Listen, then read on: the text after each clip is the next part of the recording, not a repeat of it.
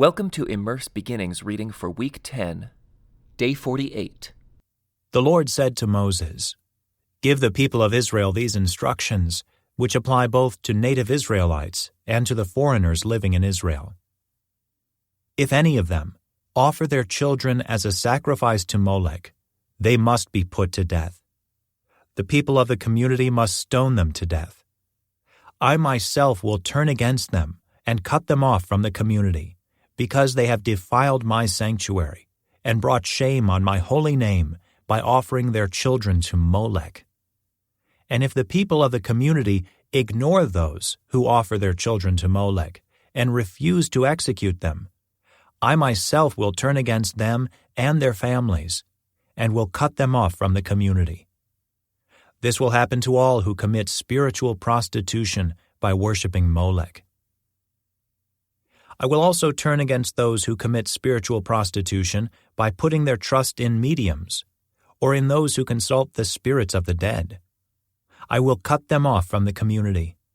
So set yourselves apart to be holy, for I am the Lord your God.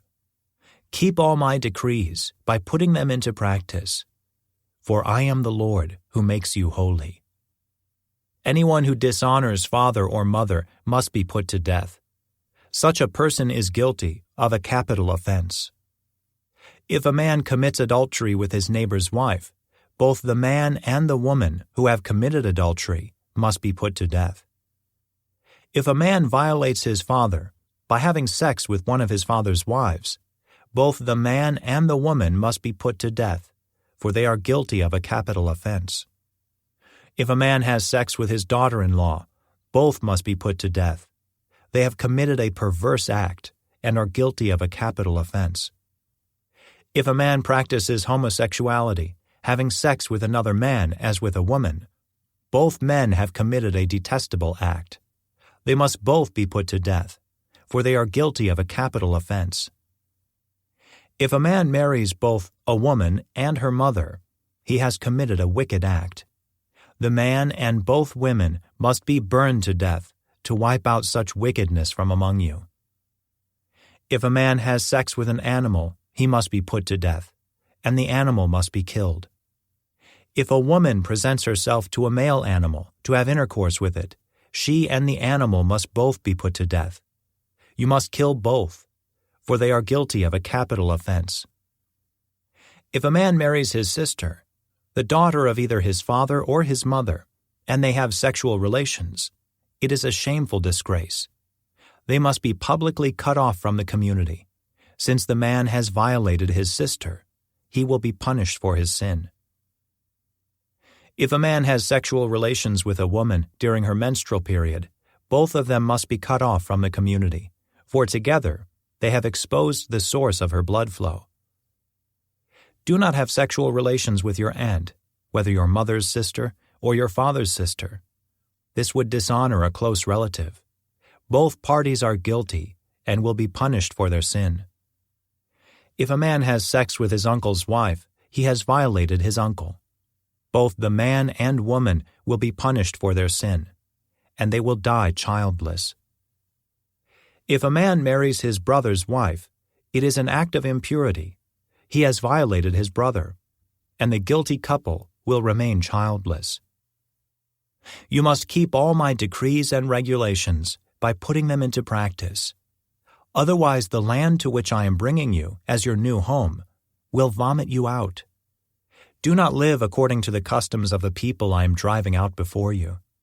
It is because they do these shameful things that I detest them. But I have promised you, you will possess their land, because I will give it to you as your possession, a land flowing with milk and honey. I am the Lord your God, who has set you apart from all other people. You must therefore make a distinction between ceremonially clean and unclean animals, and between clean and unclean birds.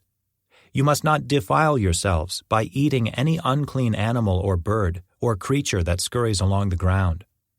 I have identified them as being unclean for you. You must be holy, because I, the Lord, am holy. I have set you apart from all other people to to be my very own. Men and women among you who act as mediums, or who consult the spirits of the dead, must be put to death by stoning. They are guilty of a capital offense. The Lord said to Moses, "Give the following instructions to the priests, the descendants of Aaron. A priest must not make himself ceremonially unclean by touching the dead body of a relative. The only exceptions are his closest relatives, his mother or father, son or daughter, brother, or his virgin sister who depends on him because she has no husband. But a priest must not defile himself and make himself unclean for someone who is related to him only by marriage. The priests must not shave their heads or trim their beards or cut their bodies. They must be set apart as holy to their God and must never bring shame on the name of God. They must be holy, for they are the ones who present the special gifts to the Lord, gifts of food for their God. Priests may not marry a woman defiled by prostitution, and they may not marry a woman who is divorced from her husband, for the priests are set apart as holy to their God. You must treat them as holy because they offer up food to your God. You must consider them holy because I, the Lord, am holy, and I make you holy. If a priest's daughter defiles herself by becoming a prostitute, she also defiles her father's holiness, and she must be burned to death. The high priest has the highest rank of all the priests. The anointing oil has been poured on his head, and he has been ordained to wear the priestly garments. He must never leave his hair uncombed or tear his clothing. He must not defile himself by going near a dead body. He may not make himself ceremonially unclean, even for his father or mother. He must not defile the sanctuary of his God by leaving it to attend to a dead person, for he has been made holy by the anointing oil of his God. I am the Lord. The high priest may marry only a virgin. He may not marry a widow, a woman who is divorced, or a woman who has defiled herself by prostitution. She must be a virgin from his own clan, so that he will not dishonor his descendants among his clan. For I am the Lord, who makes him holy. Then the Lord said to Moses, "Give the following instructions to Aaron. In all future generations, none of your descendants who has any defect will qualify to offer food to his God.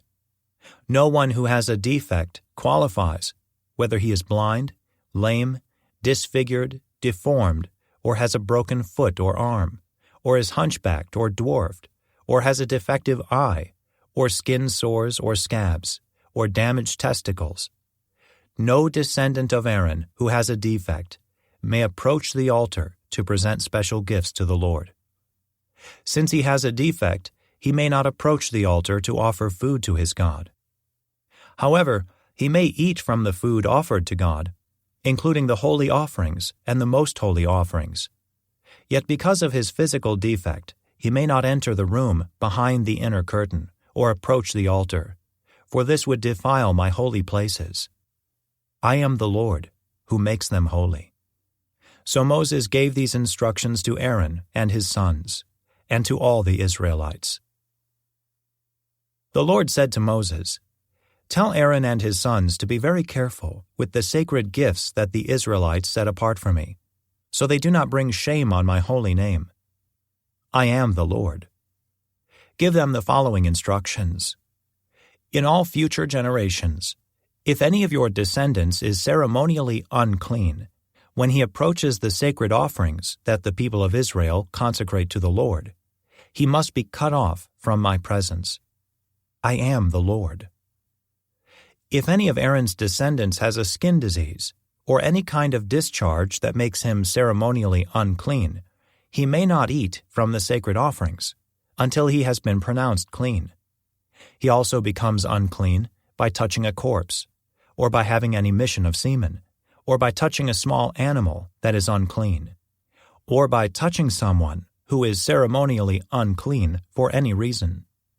The man who is defiled in any of these ways will remain unclean until evening. He may not eat from the sacred offerings until he has bathed himself in water. When the sun goes down, he will be ceremonially clean again, and may eat from the sacred offerings, for this is his food. He may not eat an animal that has died a natural death, or has been torn apart by wild animals, for this would defile him. I am the Lord. The priests must follow my instructions carefully. Otherwise they will be punished for their sin, and will die for violating my instructions. I am the Lord who makes them holy. No one outside a priest's family may eat the sacred offerings. Even guests and hired workers in a priest's home are not allowed to eat them. However, if the priest buys a slave for himself, the slave may eat from the sacred offerings. And if his slaves have children, they also may share his food. If a priest's daughter marries someone outside the priestly family, she may no longer eat the sacred offerings. But if she becomes a widow or is divorced and has no children to support her, and she returns to live in her father's home as in her youth, she may eat her father's food again. Otherwise, no one outside a priest's family may eat the sacred offerings. Any such person who eats the sacred offerings without realizing it must pay the priest for the amount eaten, plus an additional 20%. The priests must not let the Israelites defile the sacred offerings brought to the Lord by allowing unauthorized people to eat them. This would bring guilt upon them and require them to pay compensation. I am the Lord who makes them holy. And the Lord said to Moses, Give Aaron and his sons and all the Israelites these instructions, which apply both to native Israelites and to the foreigners living among you. If you present a gift as a burnt offering to the Lord, whether it is to fulfill a vow or is a voluntary offering, you will be accepted only if your offering is a male animal with no defects. It may be a bull, a ram, or a male goat. Do not present an animal with defects, because the Lord will not accept it on your behalf. If you present a peace offering to the Lord from the herd or the flock, whether it is to fulfill a vow or is a voluntary offering, you must offer a perfect animal. It may have no defect of any kind. You must not offer an animal that is blind, crippled, or injured, or that has a wart, a skin sore, or scabs. Such animals must never be offered on the altar as special gifts to the Lord. If a bull or lamb has a leg that is too long or too short, it may be offered as a voluntary offering, but it may not be offered to fulfill a vow. If an animal has damaged testicles or is castrated, you may not offer it to the Lord. You must never do this in your own land, and you must not accept such an animal from foreigners, and then offer it as a sacrifice to your God. Such animals will not be accepted on your behalf, for they are mutilated or defective. And the Lord said to Moses, When a calf or lamb or goat is born, it must be left with its mother for 7 days.